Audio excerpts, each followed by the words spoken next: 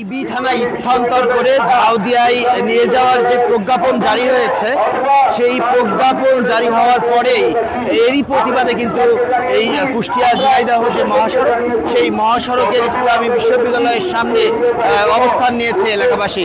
তারা দাবি জানিয়েছেন যে প্রজ্ঞাপন জারি করা হয়েছে, সেই প্রজ্ঞাপনটি অবিলম্বে বাতিল করতে হবে এবং ইবি থানায় স্থানান্তর করার যে সিদ্ধান্ত নেওয়া হয়েছে, সেই সিদ্ধান্ত থেকে সরে আসতে হবে এমন দাবি নিয়েই কিন্তু এলাকাবাসী আমরা দেখছি যে একেবারে সড়ক অবরোধ করে রেখেছে এবং ইসলামী বিশ্ববিদ্যালয়ের সামনের ফটকে অবস্থান নিয়েছে। আমি কথা বলেছি যারা আন্দোলনরত স্থানীয় জনসাধারণ রয়েছে তাদের সঙ্গে, তারা বলছিলেন যে এটি একেবারেই অযৌক্তিক একটি দাবি।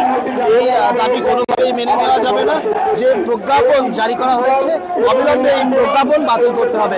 আমি একটু কথা বলার চেষ্টা করব, কেন এখানে আজকে আপনারা অবস্থান কর্মসূচি করছেন? আমাদের ইবি থানাটা ঠেকাইতে হবে, কারণ আমাদের দরকার এটা।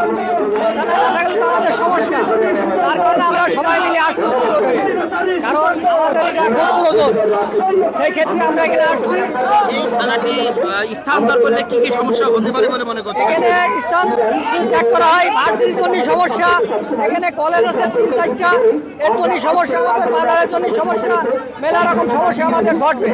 কারণ এখানে ডাকাতি হতে পারে, কারণ সন্ত্রাসী গাইদায় কিছু করতে পারে। তার কারণে আমরা চাচ্ছি যে এখান থেকে এই ভার্সিটিটার দিকে এই থানা এখান থেকে যাবে না। যদি এখান থেকে চলে যায় আমাদের ব্যাপক সমস্যা হবে। আমি কথা বলছিলাম স্থানীয় একজনের সঙ্গে, তিনি কিন্তু বলছিলেন যে যদি এখান থেকে থানায় স্থানান্তর করে ঝাউদিয়ায় নিয়ে যাওয়া হয়, সেক্ষেত্রে কিন্তু বড় ধরনের সংকটময় মুহূর্ত তৈরি হবে এবং নানা ধরনের অপ্রীতিকর ঘটনা ঘটবে বলেও তারা জানিয়েছেন। আমি যদি আরে একটু কথা বলতে চাই, কেন আজকের এই কর্মসূচিতে অংশ নেওয়া? আমাদের এই থানার দাবি, আমাদের মেন দাবি থানা, আমাদের এখানে থাকবে, ইবির থানা ইবিতেই থাকবে। এই থানার বয়স হয় 26 বছর। এইটা আমরা যারা থানাবাসী আছি অনেকেই জানে না, হুট করে পরিবর্তন হয়ে গেছে, রাতের আধারে এটা করা হয়েছে।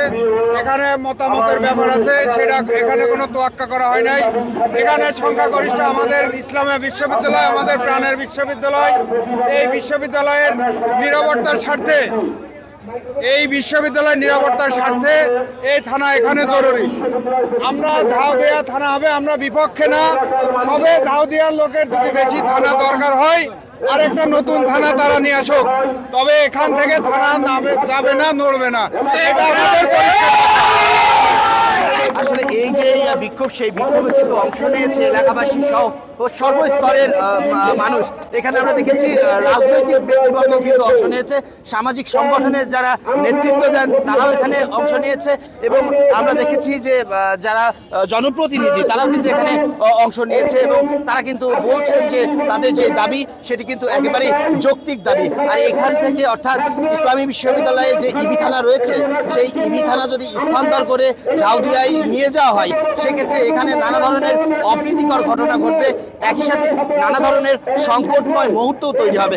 আমি একটু কথা বলতে চাই, এখানে একজন ছাত্র প্রতিনিধি রয়েছে, যদি একটু জানাতেন কোন উদ্দেশ্যে আজকে এখানে এসেছেন? আমাদের উদ্দেশ্য, আমরা কয়েকদিন আগে থেকে আপনারা দেখছেন যে ইবি থানা ঝাউদি স্থানান্তর করার প্রতিবাদে আমরা অনলাইনে এবং আজকে সরাসরি আন্দোলন করছি।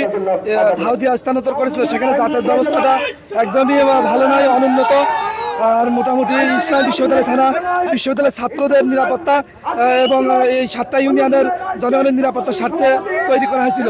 ফ্যাসিস্ট আমলে, স্বৈরাচার হাসিনার আমলে একটা অবৈধ সিদ্ধান্ত নেওয়া হয়েছিল। আমরা সেই সিদ্ধান্তের প্রতিবাদ স্বরূপ আজকের এই কর্মসূচি পালন করছি।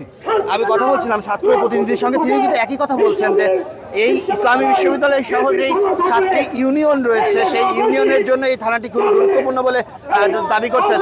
আমরা যদি একটু জানাই যে আসলে এই যে কুষ্টিয়া ঝিনাইদহ যে মহাসড়কটি অবরোধ করা হয়েছে, এতে কিন্তু দীর্ঘ লম্বা যানজট সৃষ্টি হয়েছে এবং এখানে গাড়ি চলাচল একেবারেই বন্ধ রয়েছে এবং যাদের ব্যানারে আজকে এই আয়োজন হয়েছে তারা কিন্তু এখান থেকেই তারা বলেছেন যে যদি কুষ্টিয়ার পুলিশ সুপার বা ডিসি যদি না আসেন, সেক্ষেত্রে কিন্তু তারা এই অবরোধ তুলবেন না এবং এই আন্দোলন আরও কঠোর করে তুলবেন। এই ছিল কুষ্টিয়ার ইবি থানা থেকে সর্বশেষ খবর।